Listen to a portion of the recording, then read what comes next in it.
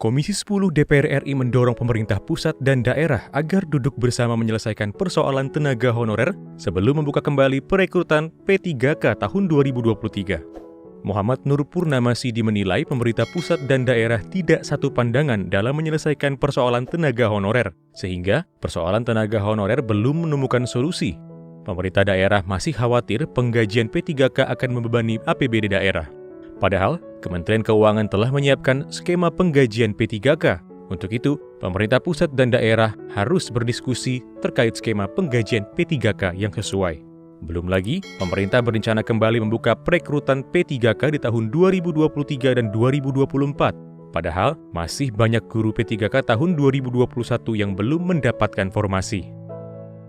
Ini urusan tafsir. Mendikbudristek sudah memberikan surat edaran. Kemenq juga membuat surat edaran. Kemendagri sudah buat edaran. Kemenparekraf sudah buat edaran. Tapi tidak dipahami sama sekali oleh daerah.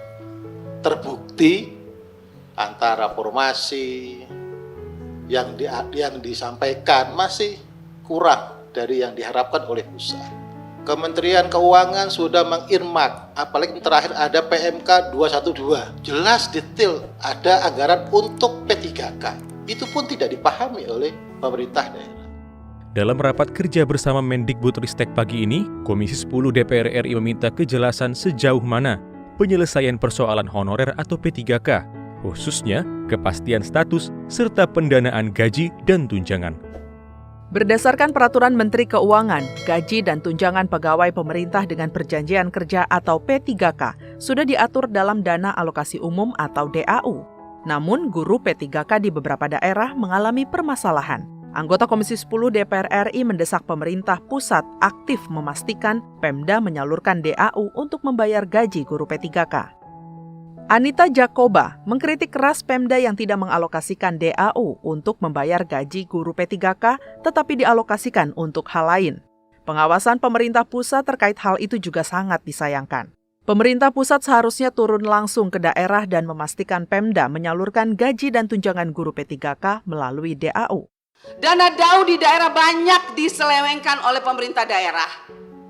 Terus apa yang dilakukan oleh pemerintah daerah? Bila perlu saya minta nih, kalau bisa mau ngomong sama Pak Presiden, bagaimana itu uang yang ditransfer ke daerah, bagaimana pengawasannya? Jangan dibiarkan pemerintah daerah berkeliaran dengan dana DAU untuk P3K. Itu untuk P3K, kita berjuang mati-matian, tapi kok diselewengkan, kok diam aja pemerintah pusat? Ini masalah honorer yang dijanjikan oleh Pak Presiden, 1 juta. Mana hanya 500.000, itu pun masih menuai masalah di daerah. Banyak bupati, wali kota, dan gubernur yang tidak menggunakan dana P3K dengan baik. Anita Jakoba juga menyayangkan masih ada guru P3K di daerah yang tidak digaji sesuai nominal yang ditetapkan pemerintah pusat.